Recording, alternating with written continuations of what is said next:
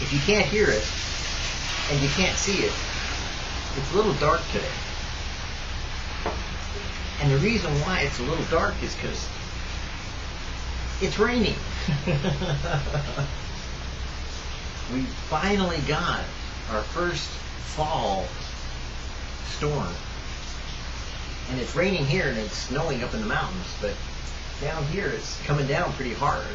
It's kind of nice, you enjoy seeing the rain. Now, I'll admit, if you're not ready for the rain, it's kind of a bummer to be out in the rain, because if you don't have the right clothes, you're going to get all wet. And God does that in our life, is that He prepares us for those times and those seasons that we go through, that there is a time for everything under the sun. There's a time to be born. There's a time to die. There's a time for rejoicing. There's a time to be sad. There's a time for mourning. There's a time for happiness. There's a time for joy, a time for love, a time for death, a time for peace. You see, the people that have this whole idea about only be positive are only looking at part of the scriptures.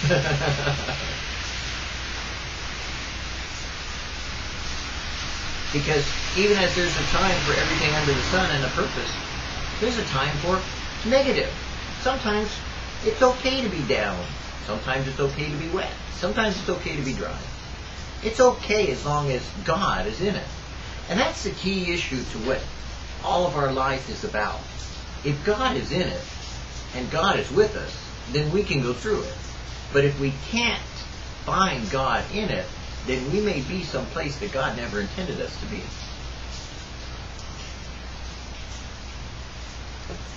And so, it's important to recognize the seasons of our life. It's important to know our soul and to know the times that we go through certain things that God ordained for us to go through.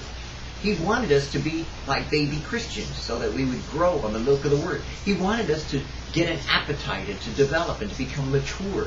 He wants us to grow up as men and women of God. He wants us to become sages and prophets and pastors and teachers and elders and deacons and all those things that He's ordained in the church and caused to come into order, into place, that He could teach us things that we would learn and need for our life. And you see, rain does that too. Rain teaches us that there's a certain amount of cleansing ability that the rain has that nothing else in the world really has. If you looked at a plant that gets some rainwater, you would see how fast that sucker grows, because compared to all the other water that you give it, man, the plant doesn't even have half a chance of becoming as beautiful or as growth potential as it does when the rain falls upon it. The same thing is true when I look at the trees. The trees get washed clean of all the dirt and dust and things that happen to them. It's amazing to me the vibrant colors that come out when the rain has fallen upon God's creation. Oftentimes, people can look at some of the things that God has ordained in their life and think of it as a hassle, as though the enemy were attacking them, as though it were some kind of contrary nature, rather than accept the fact that it may be God's will for your ordination in order to find His creation is set in order, in place in such a way that we adapt to it. It doesn't adapt to us. God causes the rain to fall and the sun to shine on the wicked and the good. So when we look at things in our nation sometimes, we look at circumstances and we react all dramatically and get all so carried away, but maybe God ordained those things to happen so that we would rejoice and be glad in them. Because James tells us to count it all joy, brethren, when you fall into diverse trials and tribulations, knowing that the working of your faith produces patience. So there's a purpose for why we go through the things we go through. I know for myself it's kind of like, wow, just had some major setbacks. It's like, oh boy, we have challenges in the ministry and challenges in my personal life as well as my life with my wife. And what are we going to do? Oh, are we going to panic? Of course not. We trust in the Lord. Is there challenges in the way of like, ooh, wow, okay. We look around and go, oh, how are you going to take care of this one, Lord? And that's the anxiety that some people feel, that they could become anxious But God tells us to be anxious for nothing, but in everything give thanks and praise, for this is the will of God in Christ Jesus for you. And so we're rejoicing in what we're going through, because even as the seasons bring a time of refreshing, as the rains come, and we know that they cause the plants to grow, and they wash them clean, so too God in our life does the same thing. At the same seasons even. Lots of times God ordains for those things to happen in a person's life at the same time that he's doing them in creation. We can look at the times and the seasons and know what the reason is for why God is doing something in our life. The same thing was true when Jesus said about his return. He said, you can look at the weather and you know it's going to rain. But if you know it's going to rain, how come you don't know when the Son of Man will return? Well, that's a good question. Why don't you know? A lot of people today are living their life as though it were just dictated by their own timetable, that they can create or designate to God and tell him when Jesus will return.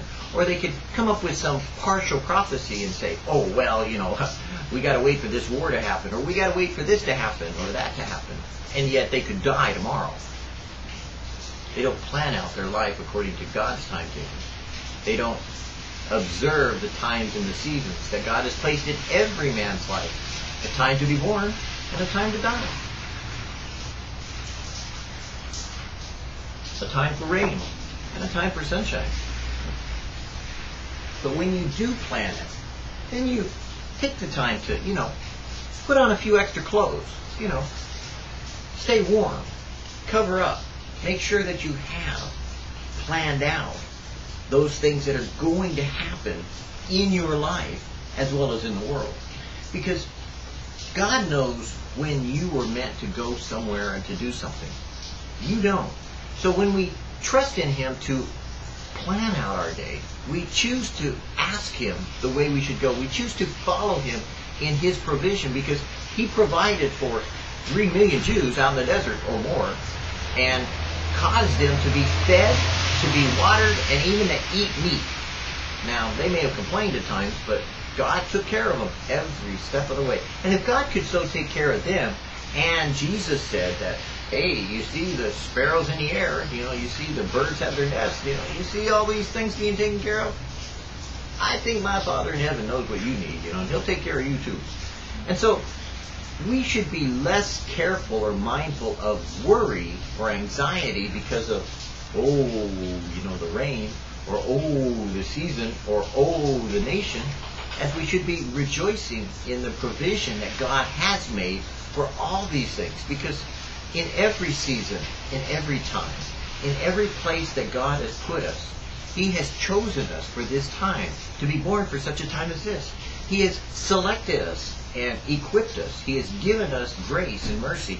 He's even given us his word that we could strengthen our faith, that we could walk in ways that are pleasing in his sight.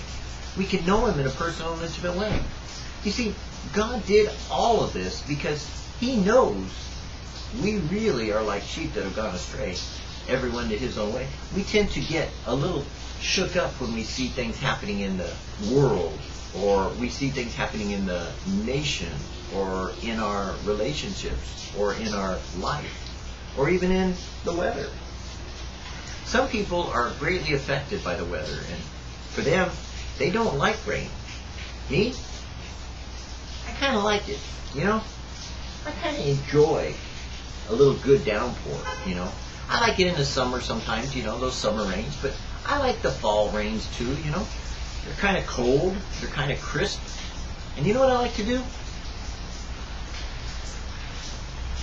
Call me a born-again Christian, or call me kind of a nut, but you know what? I like singing in the rain. Yeah, singing in the rain, giving thanks for the rain that God has brought, rejoicing and splashing and dashing and, crashing through the puddles, and watching it all splatter. I mean, I can't think of anything more hilarious than to watch cars go splashing here and splashing there. To see God everywhere. And that's the key issue to our lives, is that we need to see God everywhere.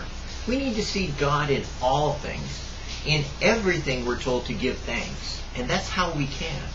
If you choose to see God in all you do, if you commit your way unto him, God said he would be in everything we do and everything we see. He would whisper in our ear. He would talk and direct us. So when you see the rain, don't think, oh no, but think, oh yeah, check it out. It's God bringing the rain. And rejoice in what God has brought to you today, because such is as God has made the seasons. For there's a time to rejoice and a time to be glad, a time for sorrow and a time to be sad. But in all those things, we know that God is behind them all. And we can, even in our sorrow and sadness, even in our depression, be glad, because God is with us. And that's the most important thing to remember. No matter what you do today, no matter what the circumstances are, God is with you.